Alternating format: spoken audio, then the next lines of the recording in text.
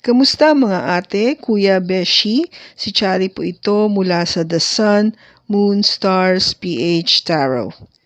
Ipapaalam ko lang po na ito po ay isang general read o pangkahalatang pagbabasa at maaring hindi lahat ay magtugma sa inyong sitwasyon. I-check din nyo ang inyong Moon, Rising at Venus sign. Baka doon mas tumugma ang read para sa inyo. At kung ang mensahe ay tama sa inyo, paki-like lang po at mag-subscribe kung hindi pa ninyo ito ginagawa. Okay, mag-umpisa na po tayo.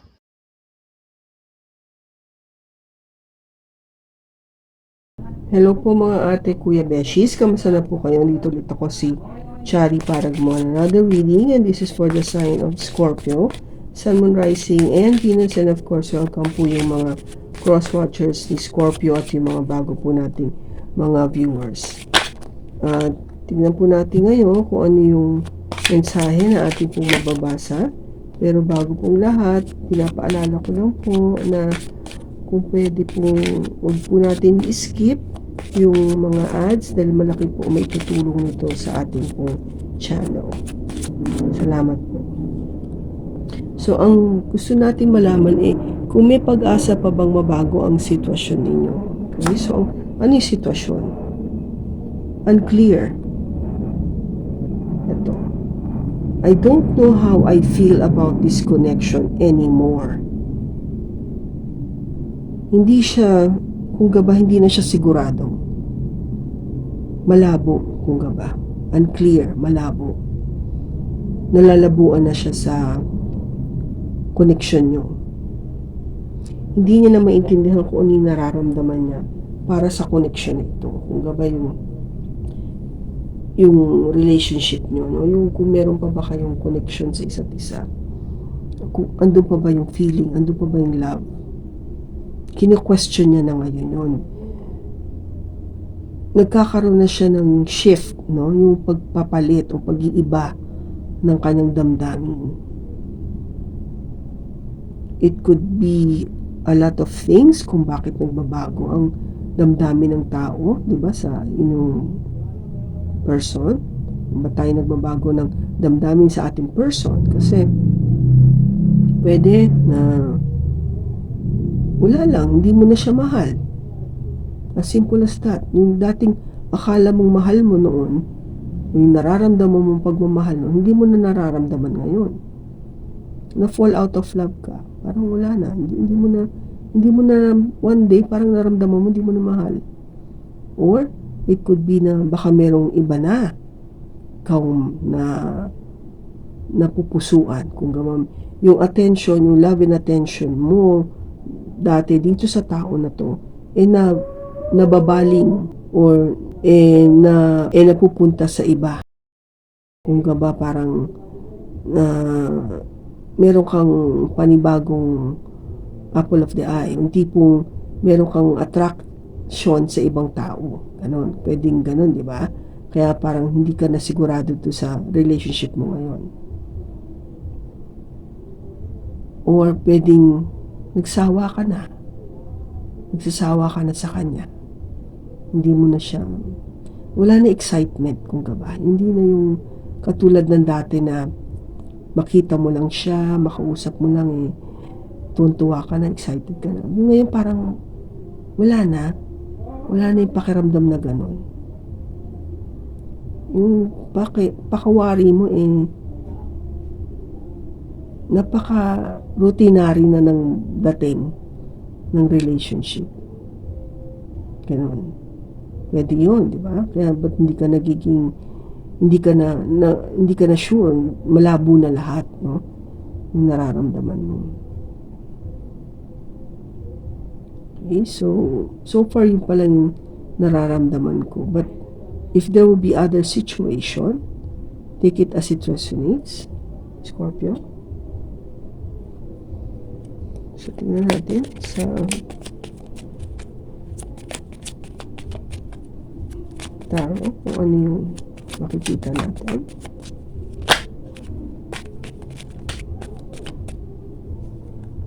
We have Judgment. The Hierophant. the Nine of Swords. Oops, bottom na is the Three of Cups. Wow. Okay, Scorpio. So, ang pinaka situation is judgment. May hingi dito ng desisyon sa'yo. Talagang masinsinang desisyon. Ang tanong ano na? Ano na ba? Ano na ba ang sitwasyon nyo sa inyong relationship o sa inyong marriage? The Hierophant. Ito yung depende kung may asawa ka na o just in a relationship. But the thing is, you're being asked to make a decision about the relationship. Either married or in a relationship pa lang. Okay? Nakakapag-worry. Bakit? Kasi I think there is a third person or a third party. The Three of Cups. Okay? This could also mean baka either you or your person, take it as it resonates, medyo nababaling yung attention sa pagbabarkada or pag-good time. Kaya ikaw, kung ba parang nakakaramdam ng ganito, no? Na hindi mo na maintindihan kung anong connection nyo.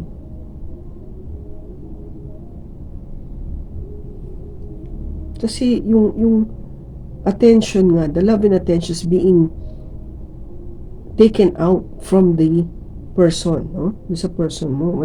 Inaalis mo na yun eh. Parang unti-unti mo nang wini-withdraw yung pakiramdam na yun o yung attention na binibigay mo sa kanya dati. Kasi nga, kino-question mo na eh. Nagiging pakiramdam mo, pareho pa ba nararamdaman ko? Yung pa rin ba? O wala na? Diba? Yung parang ano kaya nagkakaroon ka na ng doubt or alinlangan. Kaya sabi ko malabo. Diba? Unclear.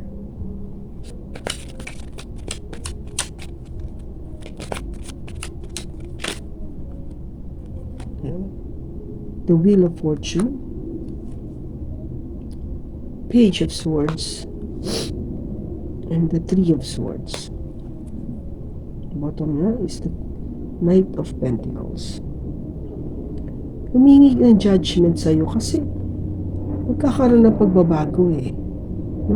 There will be a change sa cycle ng inyong relationship. Ano yun? There is a message coming through. A very truthful message na matatanggap mo tungkol dito. Maybe that is the truth. No? Ito yung katotohanan na sinasabi natin.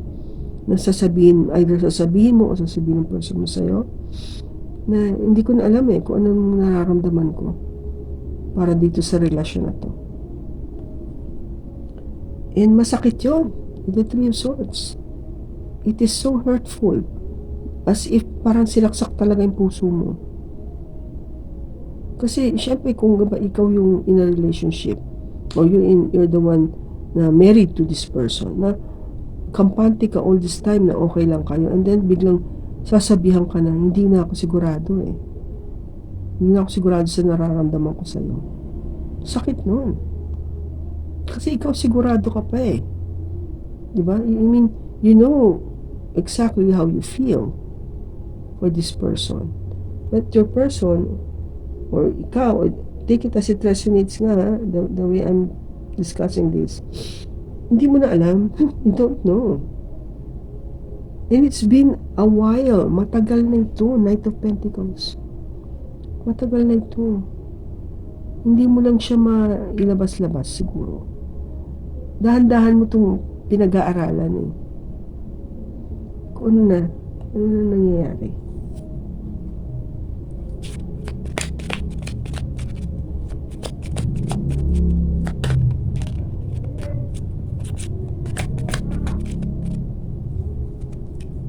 We have the Two of Swords, the Two of Wands, and the Ace of Wands. Bottom niya, the Ace of Cups. Mababago siya, no? Once you make the decision, things will change. Because you're being asked nga to make that decision. Though you're having difficulty, no? To make that decision, para mabago yung takbo ng yung buhay. But nagkakaroon ka pa rin ng hirap sa pagdidesisyon pagdating sa inyong relationship. Dahil may matatanggap ka nga na masakit na katotohanan na hindi ka rin, yung message is the person doesn't know exactly kung anong nafe-feel niya na tungkol sa relationship na to. And ito yun, no? This is what you been feeling about. Parang nasisense mo na ito yun, yung ilalabas o sasabihin. Kaya nag-worry ka, dadala mo to, no? Yung pag-worry na to. At nakakasakit sa puso, no? Nakakadagdag ng sakit sa puso. Kasi nawala na yung init ng pagmamahal. No, the passion. Parang it went down the drain, no? Nawala. Naglaho. Nag-disappear. Parang ganun eh. At pati yung bagong pag-asa sa pag-ibig, parang nawala rin. No? Nawala.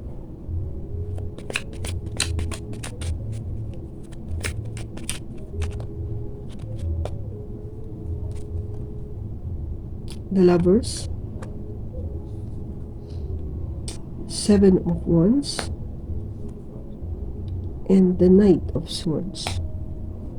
Bottom niya is the Knight of Pentacles again. So, ang sinasabi dito, make that decision with the Lovers is basically yun.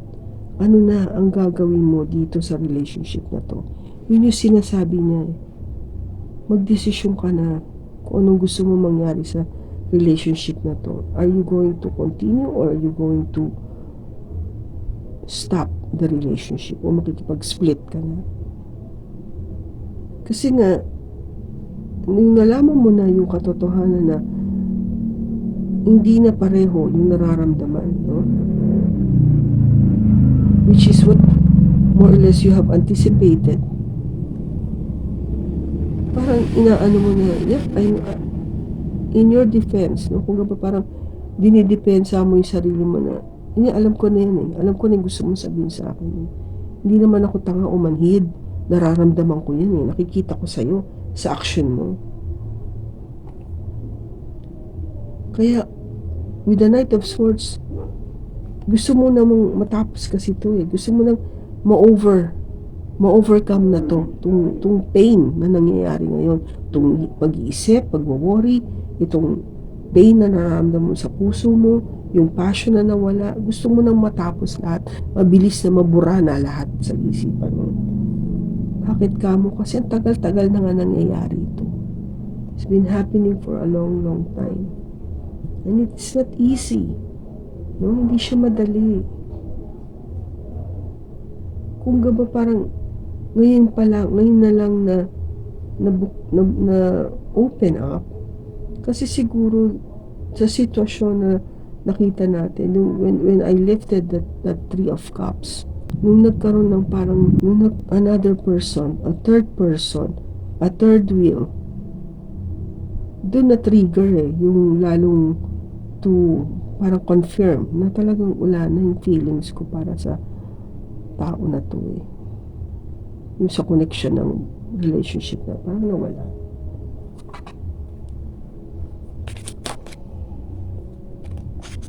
Anong message?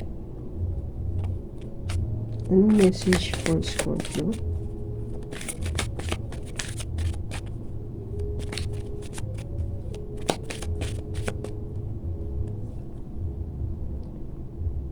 You are limitless. You can do anything you choose. Diba?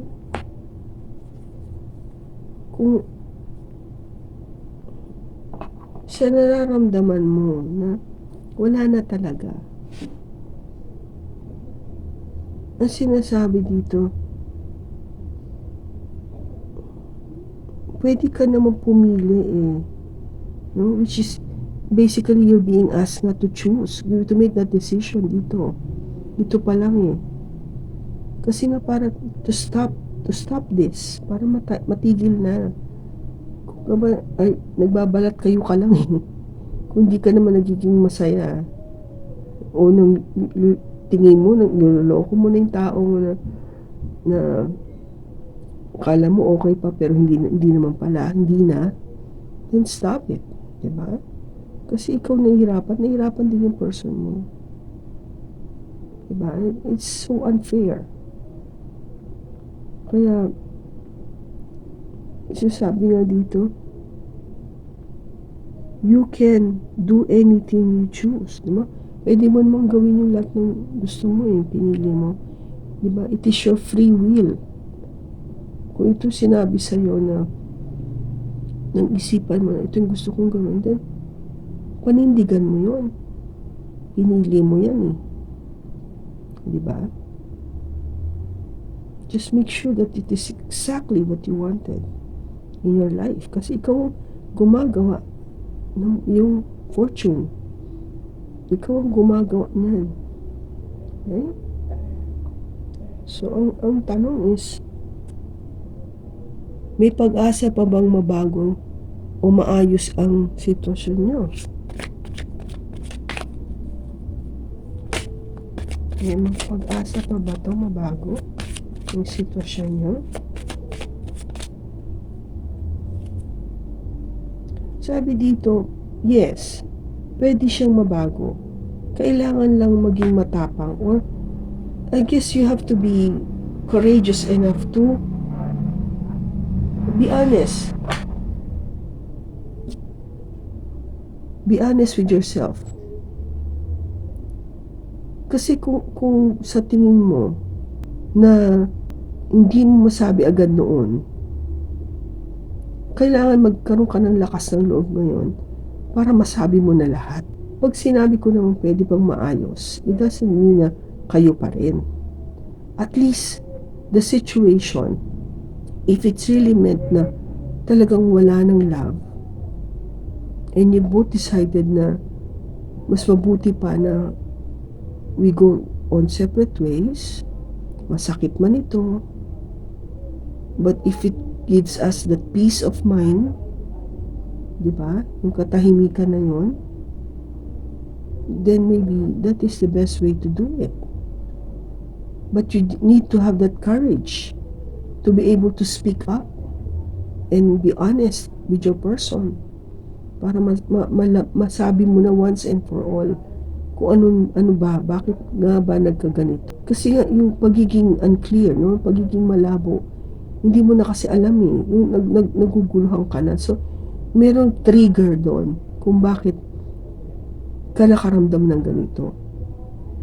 And that part, you have to be courageous enough to tell your person exactly bakit. Okay?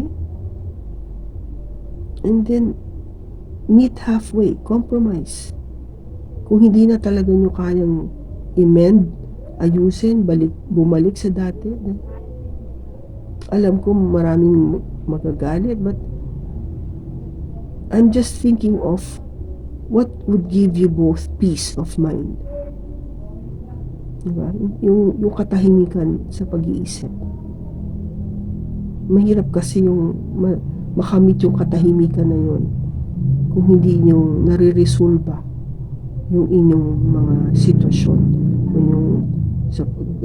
by way of talking, no? Pag-uusap ng tahimik at maayos.